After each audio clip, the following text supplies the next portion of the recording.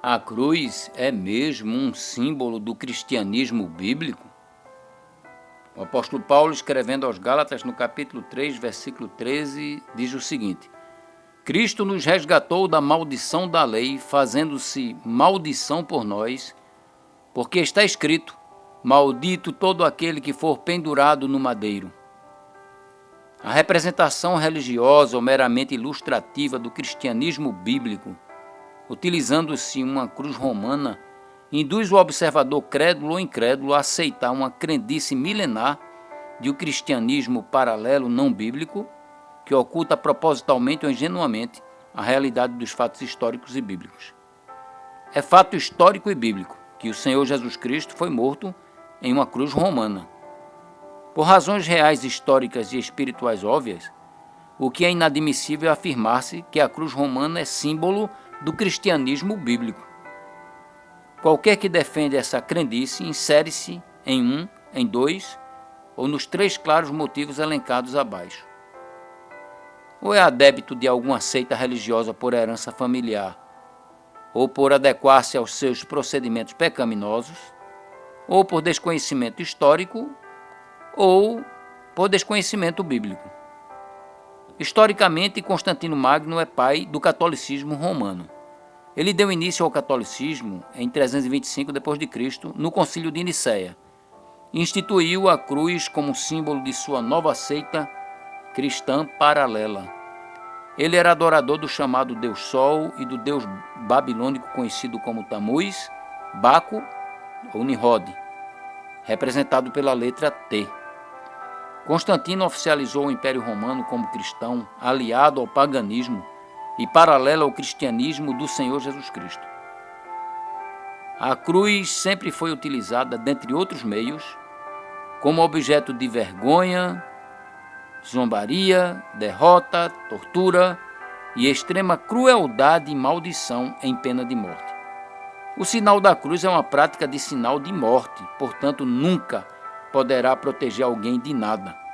Lembre-se que em cima de muitos túmulos há cruzes, porque há mortos debaixo. Você ainda vai andar fazendo sinal de cruz ou pendurar um símbolo de morte e maldição no pescoço? O Senhor Jesus Cristo não foi o único nem o primeiro a ser crucificado. Milhares de pessoas também foram condenadas a morrerem na cruz. A pena de morte romana por crucificação foi utilizada desde o VI século a.C. e abolida por Constantino em 337 d.C. Mesmo assim, ironicamente, Constantino instituiu a cruz como símbolo do seu dito cristianismo. Os fenícios, gregos, persas, cartagineses também a utilizaram. Ao lado do Senhor Jesus Cristo foram crucificados 2 malfeitores. Um deles reconheceu que merecia aquela pena de morte pelas coisas que praticou, mas ele mesmo reconheceu que o Senhor Jesus Cristo não merecia aquela morte porque nunca praticou mal algum. Em Lucas, no capítulo 23, versículos 39 em diante, lemos o seguinte: E um dos malfeitores que estavam pendurados blasfemava dele, dizendo: Se tu és o Cristo, salve-te a ti mesmo a nós. Respondendo, porém, o outro repreendia-o, dizendo: Tu nem ainda temes a Deus, estando na mesma condenação, e nós, na verdade, com justiça, porque recebemos o que nossos feitos mereciam. Mas este nenhum mal fez, e disse a Jesus: Senhor, lembra-te de mim, quando entrares no teu reino. O Senhor Jesus Cristo foi condenado à pena de morte sem ter praticado mal algum. Ele mesmo, com seu poder, se quisesse, teria não apenas se livrado daquela cruz, mas também destruído a todos ali. Contudo, se ele fizesse assim, os planos de Deus, o Pai, com ele, não teriam sido cumpridos, e os pecados de cada um de nós nunca poderiam ser pagos, pois Deus, o Pai, só aceitou como oferta por todos os nossos pecados o sangue do seu Filho, o Senhor Jesus Cristo, que foi derramado na cruz. Nós lembramos a respeito disso em alguns textos, como Mateus capítulo 26, versículos 52 em diante, que diz assim: Então Jesus disse a Pedro: Embainha a tua espada, porque todos que lançarem mão da espada, a espada morrerão. Ou pensas tu que eu não poderia agora orar a meu Pai e que ele não me daria mais de 12 legiões de anjos? Como, pois, se cumpririam as Escrituras que dizem que assim convém que aconteça? Em 1 João capítulo 1, versículo 7, lemos o seguinte: Mas se andarmos na luz como ele na luz está, temos comunhão uns com os outros, e o sangue de Jesus Cristo, seu Filho, nos purifica de todo o pecado. Em Efésios capítulo 2, versículos 8 e 9, lemos o seguinte: Porque pela graça sois salvos por meio da fé, e isto não vem de vós, é dom de Deus.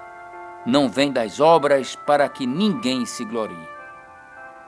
Em 1 Pedro capítulo 1, versículos 18 em diante, lemos o seguinte: Sabendo que não foi com coisas corruptíveis como prata ou ouro que fostes resgatados da vossa vã maneira de viver, que por tradição recebestes dos vossos pais, mas com o precioso sangue de Cristo, como de um cordeiro imaculado e incontaminado, o qual, na verdade, em outro tempo, foi conhecido ainda antes da fundação do mundo, mas manifestado nestes últimos tempos, por amor de vós.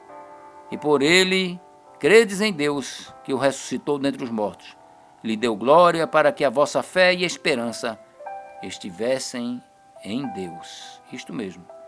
Observou que ele falou muito sobre o sangue que o Senhor Jesus derramou na cruz? Isto mesmo, que a nossa fé e esperança estejam em Deus, que o ressuscitou dentre os mortos. Aqui está o significado real do cristianismo bíblico. A ressurreição física, em carne e ossos, do Senhor Jesus Cristo. Sem a ressurreição física do Senhor Jesus Cristo, não adiantaria nada a sua morte na cruz. Com a morte, ele pagou todos os teus e os meus pecados com o seu sangue. E com a ressurreição venceu a morte por nós, para sempre. Glórias a Deus! O malfeitor que arrependeu-se de verdade dos pecados antes de morrer, ao lado do Senhor Jesus na cruz, e converteu-se ao Senhor Jesus Cristo, teve os pecados purificados e apagados pelo sangue do Senhor Jesus Cristo, e foi direto para o paraíso de Deus, logo após a morte. Ele não tinha religião alguma, apenas arrependeu-se dos pecados e converteu-se antes de morrer ao Senhor Jesus Cristo. Ele não foi para purgatório algum inventado pelo catolicismo romano, ou ele nem reencarnou também por invenção do espiritismo. Ele foi direto para o paraíso, porque o sangue do Senhor Jesus Cristo é poderoso para purificar qualquer um pecador que se arrepende e se converte verdadeiramente ao Senhor Jesus Cristo, somente a Ele, para purificar de todo o pecado. Em Atos capítulo 3, versículo 19, nós lemos o seguinte: Arrependei-vos e convertei-vos, para que sejam apagados os vossos pecados, e cheguem assim os tempos de refrigério pela presença do Senhor. Em Lucas, no capítulo 23, versículo 43, vemos o que aconteceu com aquele malfeitor que se arrependeu antes de morrer e se converteu ao Senhor Jesus. E disse-lhe Jesus: Em verdade te digo que hoje estarás comigo no paraíso. Se o Senhor Jesus Cristo tivesse ficado morto em uma cruz, como as seitas fazem as pessoas lembrarem dele, como morto, ele teria sido um derrotado. Nem a cruz, nem o túmulo puderam deter o Senhor Jesus Cristo, porque ele ressuscitou corporalmente. Nós vamos ver isso em Lucas, no capítulo 24, versículos 36 em diante. Quando os discípulos estavam falando na morte do Senhor Jesus, ele apareceu vivo depois que ressuscitou, levantou-se do túmulo. Diz assim, Lucas capítulo 24, versículos 36 em diante. E falando eles destas coisas, o mesmo Jesus se apresentou no meio deles e disse-lhes: Paz seja convosco.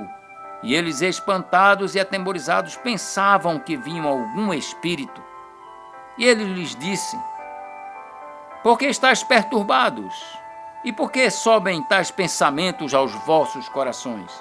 Vede as minhas mãos e os meus pés, que sou eu mesmo.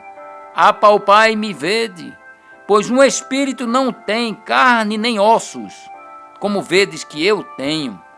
E dizendo isto, mostrou-lhe as mãos e os pés, e não o crendo eles ainda por causa da alegria, e estando maravilhados, disse-lhes: tendes aqui alguma coisa que comer? Então eles apresentaram-lhe parte de um peixe assado e um favo de mel. Bem, espírito não come nem peixe, nem favo de mel. O Senhor Jesus vive em carne e ossos, corpo físico no céu. Evangelho sem a ressurreição do Senhor Jesus Cristo não é o evangelho bíblico e não pode salvar ninguém. Em 1 Coríntios capítulo 15, versículo 17, o apóstolo Paulo, inspirado pelo Espírito Santo, escreveu o seguinte: e se Cristo não ressuscitou, é vã a vossa fé, e ainda permaneceis nos vossos pecados. Em Romanos, no capítulo 6, versículo 9, o mesmo apóstolo Paulo escreveu: sabendo que, tendo sido Cristo ressuscitado dentre os mortos, já não morre mais, a morte não mais tem domínio sobre ele. Portanto, a cruz, biblicamente, nunca foi símbolo do cristianismo, mas sim a ressurreição corporal do Senhor Jesus Cristo, um túmulo vazio. Então, sabendo disso, você vai andar com o túmulo pendurado no pescoço ou colocá-lo na sua estante ou parede de casa, ou ainda no alto do templo da sua igreja e nos túmulos, etc. Vai colocar um túmulo nesses lugares? Pense bem, se o Senhor Jesus Cristo tivesse vindo morrer nos nossos dias por você e por mim, e se fosse morto em uma cadeira elétrica, câmara de gás ou por injeção letal, como pena de morte, você andaria com uma cadeira elétrica ou uma ampola de injeção ou uma câmara de gás penduradas no pescoço? Você colocaria esses símbolos na estante ou paredes de sua casa, ou no alto do templo da sua igreja, ou ainda nos túmulos? Uma cadeira elétrica, uma injeção letal, uma câmara de gás? Todas as vezes que você encontrar alguma referência bíblica com a expressão relacionada à cruz de Cristo, os textos são claríssimos em apontarem para o sofrimento que Cristo passou por você e por mim, e não para a madeira ou para o objeto da cruz. O importante não é o objeto pelo qual o Senhor Jesus teve que passar, mas apenas e tão somente Ele mesmo. Não queira a cruz que Cristo foi morto, mas o Cristo que foi morto na cruz. Seja bíblico antes de ser religioso. Converta-se somente ao Senhor Jesus Cristo. Deus o abençoe e proteja para sempre. Amém.